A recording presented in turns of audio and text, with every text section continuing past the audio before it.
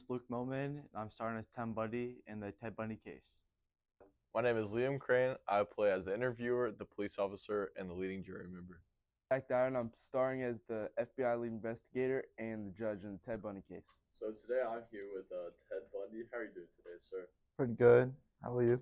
Doing all right. So I'm here today just to interview you, get to know some more information about you, and get some background on a little bit of the murders that you committed. All right. All right. So for my first question today, I just want to know kind of what your childhood was like. So I was born on November 24th, 1946 in Vermont, and my mother, she was the only parent at the time. My dad was out of my life, and then when I was growing up, my grandparents, well, I was believed, I was taught that my grandparents were my actual real parents. I was kind of trauma when I discovered that they weren't. I didn't really talk to my mother after that. We had some altercations, and she wasn't really in my life after that point. It's a very interesting situation you had there. So do you think that any part of your childhood had to play a role in some of the killings that you committed? I mean, no, not really. I mean, in my childhood, I was kind of shy.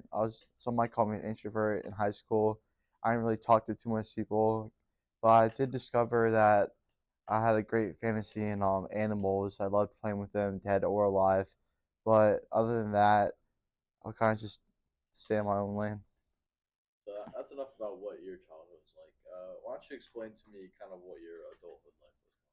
So after I graduated college, I went to Temple for a little, but didn't graduate from there.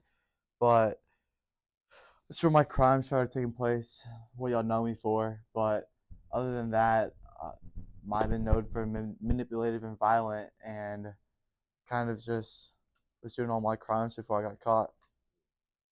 So I noticed you mentioned school for a brief moment there.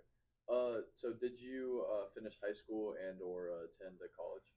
So yes, I graduated high school in Washington. Then I actually went to the University of Washington, and I studied in psychology. And then I got my degree from Washington, and I went to Temple, but that's where I dropped out and went into my fantasy of crimes. So now let's move on. So did you have a wife by any chance?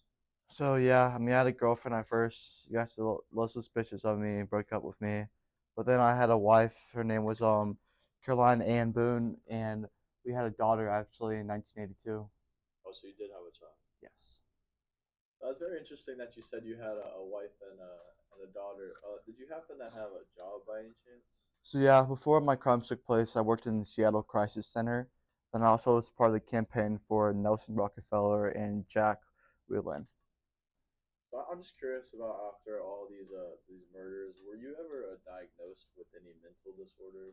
So the doctors never formally diagnosed me with any disorders, but I like to think that I was antisocial and I had a personality disorder, and they never believed me. But then I eventually convinced them to let me go to therapy a little. But other than that, nothing really happened. So let's get more into the actual portion of your crimes here. What would you say the nature of your crimes are? So I mean, I attacked young women, tried to lure them in by acting injured. Gotcha. That's interesting. And what was the time span of these crimes? Roughly from 1974 to 1978. Okay. And how many victims did you say you killed? Around 20 victims, but people think I killed roughly 30. And so, how did you choose these victims exactly?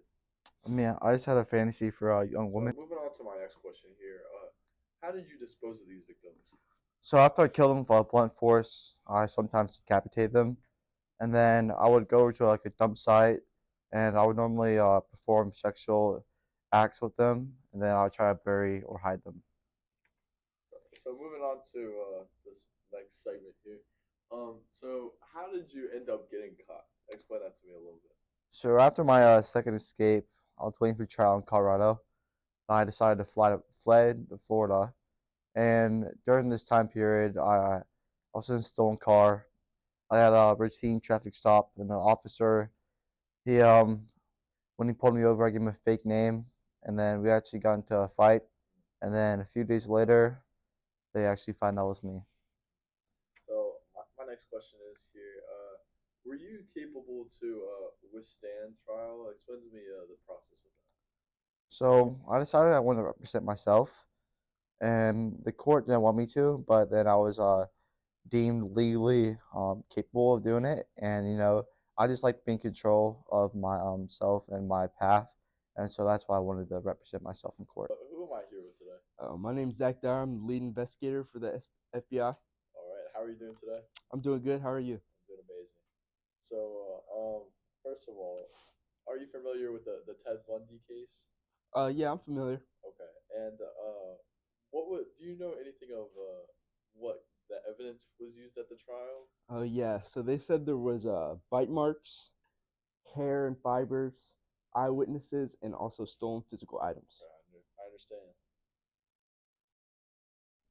So I understand that you worked on this case. Why don't you explain to me the overview of the whole thing?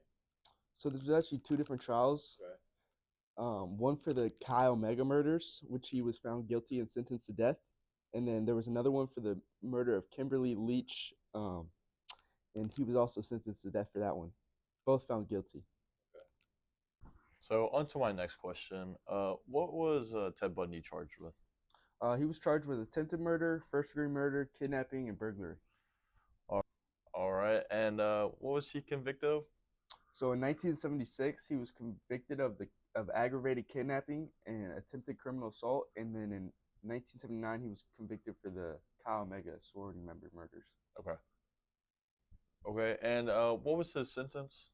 His total sentence for all four charges was 3 death sentences. So do you know if Mr. Bundy is alive today? No, he died in the electrical chair. Okay, so he did die the same as what he was sentenced to. Yes, 10 years later. Okay, and this was in prison, correct? Yeah, 10 years after he got arrested. All right, thank you for your time.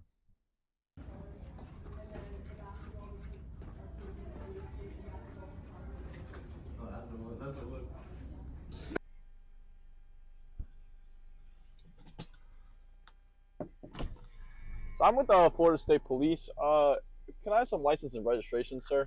Why? It appears you're driving a stolen car, so I'm just going to run your papers and I'll get back to you, all right? All right, well, Just stay put for me. here's my license. All right, I'll be right back.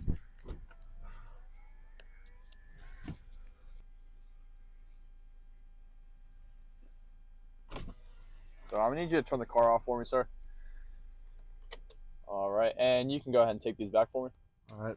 I'm going to need you to step out of the car, please. Why is this? Because you're driving a stolen car. And could you state your name, sir? My name's Joe Montana. All right. So something's not lining up here. I'm gonna need you to. Well, I'm not doing Get it. back. Yeah. Get on the ground. Yeah, I'm taking you in. My name is Zach Dyer. I'm here with the FBI investigation unit. Who am I here with? Ted Bundy. So you're going to jail for a very long time. You have a lawyer?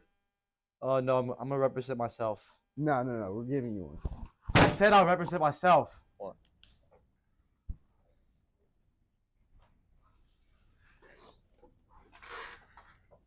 The jury has discussed, and we have found Ted Bundy guilty using mainly bite mark evidence. Order in the court. I hereby sentence you to 2 death sentences for the murders of Margaret Bauman and Lisa Levy. No, Thank you for watching our documentary on the Ted Bundy case. We hope you got a better understanding of how this case went down. We also hope you learned how crime scenes were handled differently back in this time period.